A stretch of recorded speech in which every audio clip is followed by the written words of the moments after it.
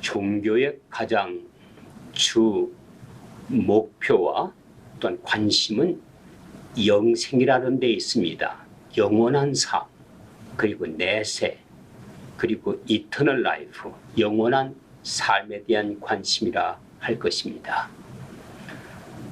공관복음서와 요한복음서는 각각 영생의 문제에 관해서 그 배열에 있어서 달리 구성하고 있습니다. 요한복음은 예를 들면 벌써 처음부터 예수 그리스도를 믿는 자는 구원에 이른다고 하는 하나의 원리로부터 시작합니다. 3장 16절에서 벌써 이미 하나님이 독생자 예수 그리스도 그 아들을 보내셨는데 그를 믿는 자는 영생에 이를 것이라고 하는 영생의 문제, 영혼의 문제를 풀어가고 있습니다.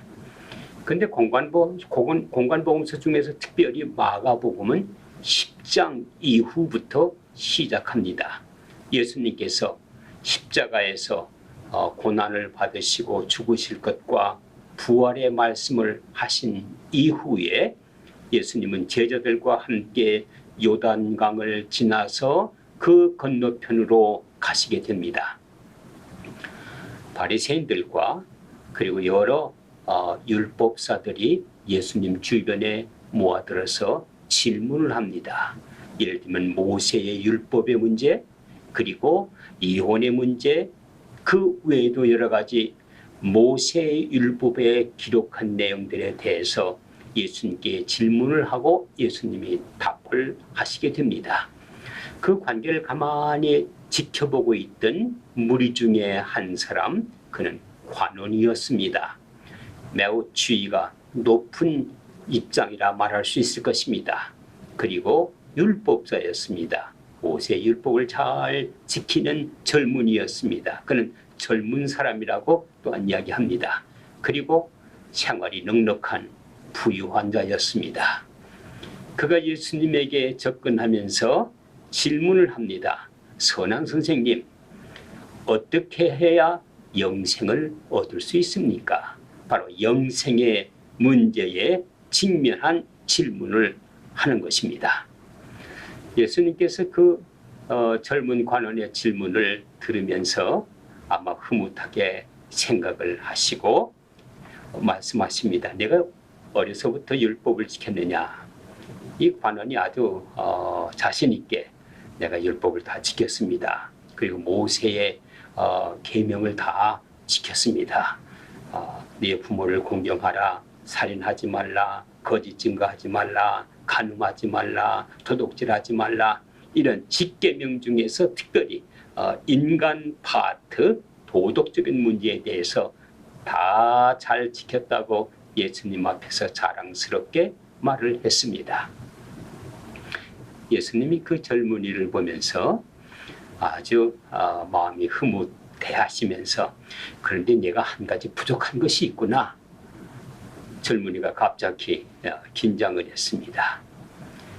네가 가지고 있는 모든 것을 팔아서 가난한 사람들에게 나눠주고 너는 나를 따르라.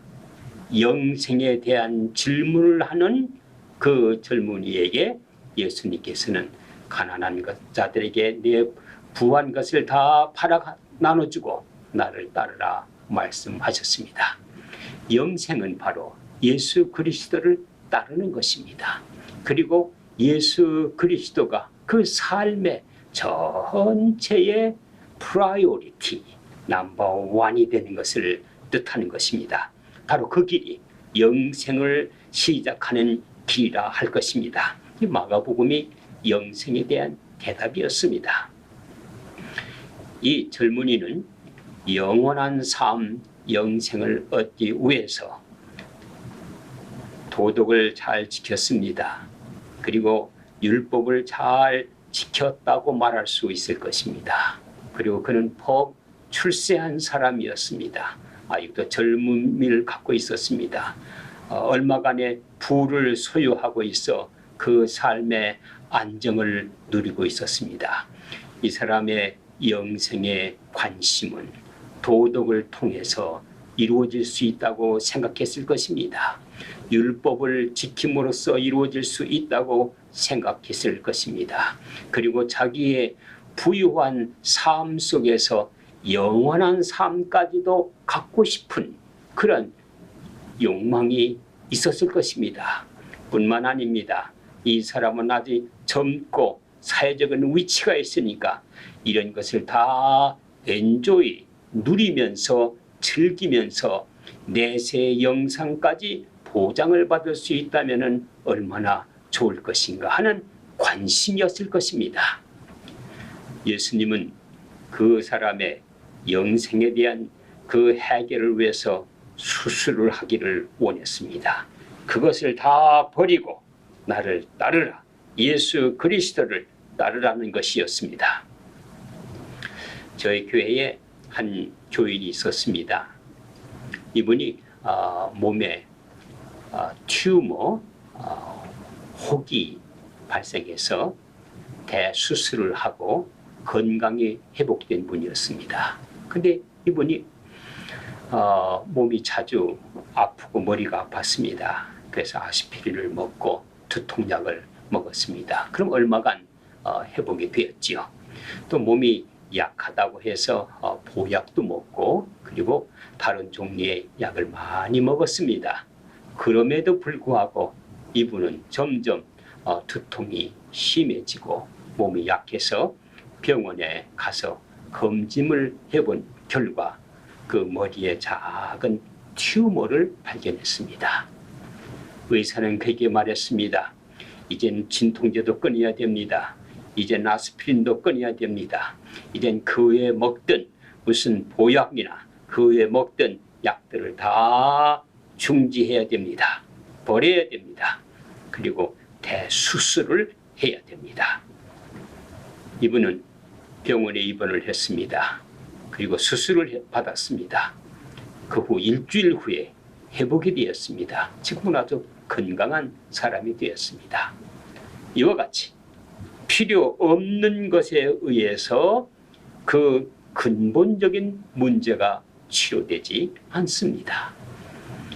율법에 의해서 영생의 문제가 치료되지 않습니다. 해결되지 않습니다. 도덕에 의해서 영생의 문제가 풀리지 않습니다. 사회적인 높은 지위라든지 또 권세라든지 어떤 가지고 있는 부에 의해서 영생의 문제는 해결된 것이 아닙니다. 오히려 그런 모든 것을 다 버리고 예수 그리스도를 따르는 데서 영생이 시작될 것입니다. 역사상에 아주 유명한 경건주의 파더, 아버지라 불리우는 진센돌프 백작이 계십니다. 진센돌프는 경건주의, 퓨리타니즘의 아버지라고 부릅니다. 뿐만 아니라 이분에 의해서 20세기에 엄청난 많은 영향을 주었지요. 이분의 삶 중에 몇 가지의 재미있는 스토리가 있습니다. 진센돌프는 백작이었습니다. 그리고 아버지 백작으로부터 교육을 받았습니다. 그리고 아버지가 일찍 세상을 떠나셨지만은 그 할머니가 아주 많은 유산을 가지고 있어서 그 조모로부터 큰 유산, 영토를 받았습니다. 공부를 잘해서 출세를 했습니다. 그래서 귀족으로서의 왕가의 변호사 자격을 가지고 굉장한 역할을 했습니다. 사회적으로나 경제적으로나 그리고 지식적으로나 부유한 분이었습니다. 나무랄 데가 없었습니다.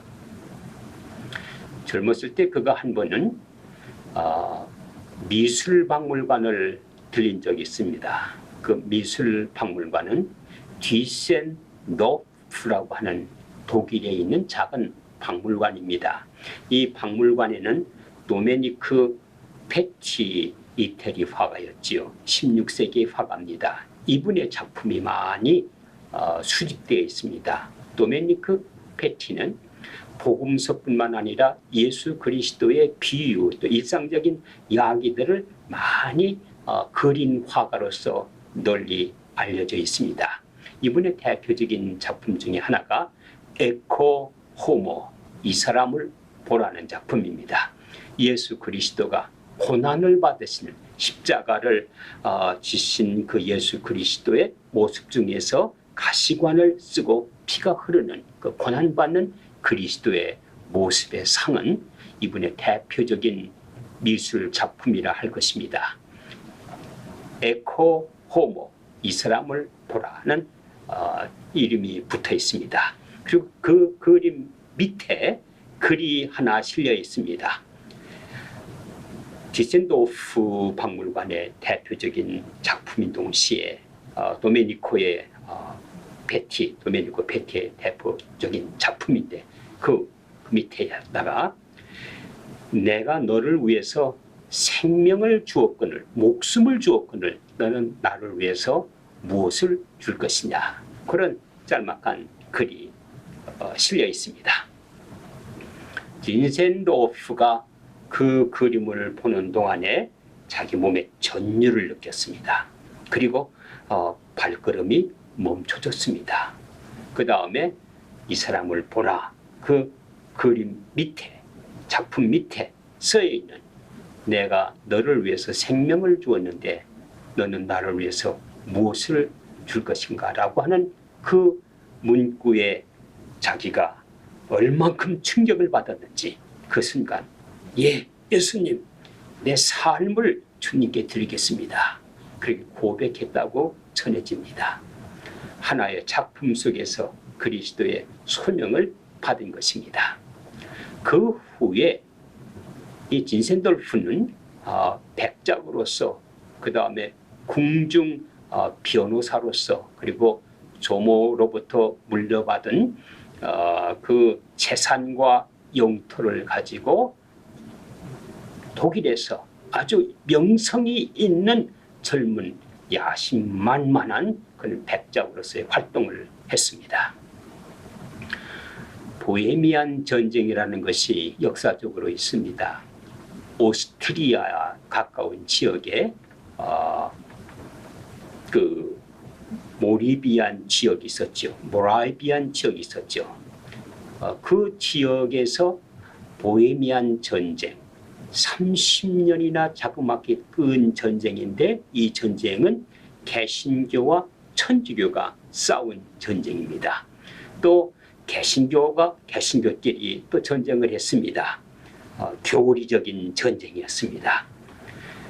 천주교의 박해를 피해서 이 보헤미안 지역의 모라비안 지역에서 순수하게 그 예수 그리스도를 믿었던 개신교 신자들이 박해를 피해서 영국과 오스트리아 근방이죠. 지금으로 얘기하면은 체코슬로바키아 그쪽과 독일과의 국경 사이라고 말할 수 있을 것입니다. 그것으로 피난을 오게 되어집니다. 제가 체코 프라하를 방문하면서 그 중간에서 헤르프트 진센돌프가 28년 동안 목회를 하고 숨을 거둔 그분의 묘지를 방문하면서 큰 충격을 받았습니다. 그리고 감동을 받았습니다. 이분은 그 전쟁에서 피해서 지금으로 말하면 레퓨지들이라고 말할 수 있을 것입니다. 이들이 국경을 넘어왔는데 거할 곳이 없어요. 그래서 진센돌프가 내준 그 뜰 영토에서 텐트를 치고 그곳에 거하게 됩니다. 이들이 열심히 기도하고, 이들이 열심히 예배를 드리고, 이들의 그 경건한 모습 속에서 충격을 받고, 과거 자기가 젊었을 때에 하나님께 고백하고 약속했던 내가 주를 위해서 설 것입니다 하는 새로운 소명을 되살려냅니다. 그리고 자기의 삶을 새롭게 정립을 해서 백작의 자리를 떠나고, 그리고 변호사의 자리를 떠나고, 그 다음에 자기의 삶을 드리기 위해서 그들과 함께 생활을 시작하면서 만든 것이 소위 형제단 교회 브라이튼 처치라고 알려진 지금의 경건주의 운동의 시작이었습니다. 한 가지 부족한 것이 있구나. 내 모든 것을 다 버리고 나를 따르라. 모든 것을 버리고 예수를 따른 사람이 빈센 돌프였습니다.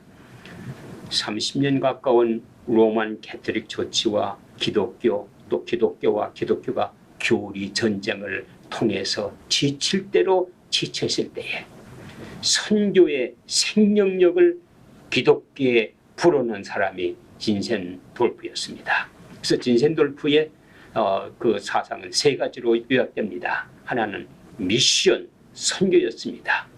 그는 선교를 통해서 새롭게 기독교의 생명력을 불어넣는 일을 했습니다. 후에 이 진센 돌프를 통해서 감리교의 창신자 존 웨슬리가 영향을 받습니다.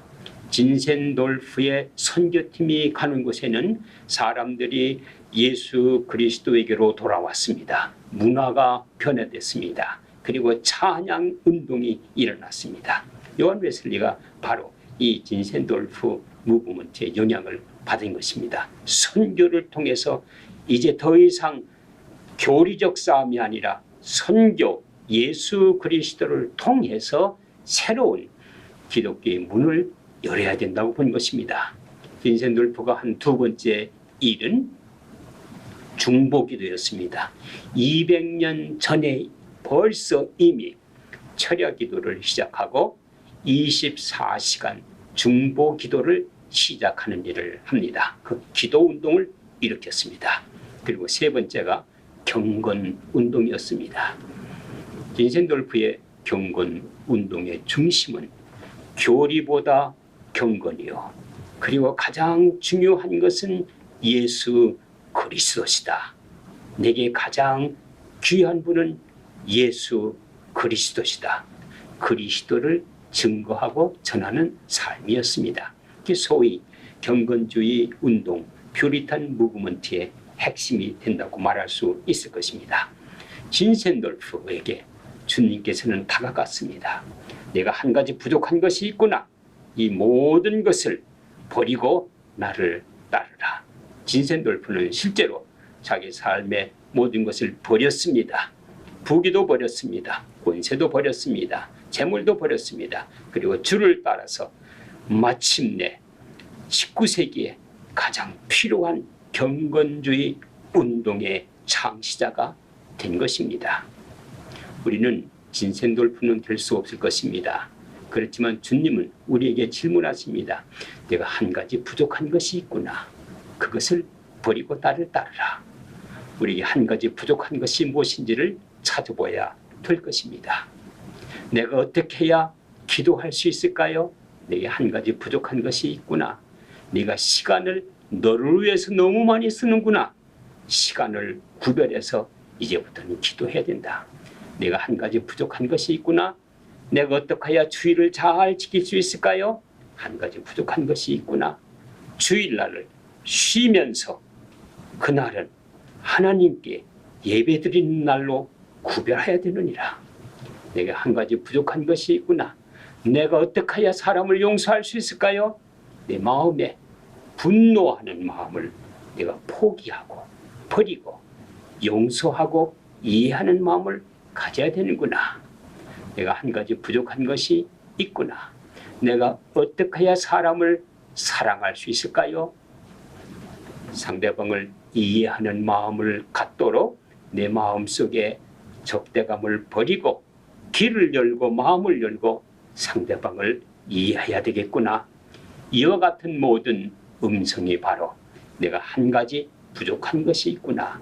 그것을 버리고 나를 따르라 라고 말씀하시는 것입니다. 오늘 우리는 우리의 많은 안정감으로 차있는 우리 자신의 확보를 버리고 이제 의연히 탈출해서 주님을 따르는 우리 자신들이 되어야 될 것입니다. 그 속에서 영생이 열리고 새로운 신앙운동이 열리고 새로운 하나님의 뜻을 발견할 것이며 우리 삶의 새 의미와 미닝, 새로운 의미를 되찾게 될 것입니다.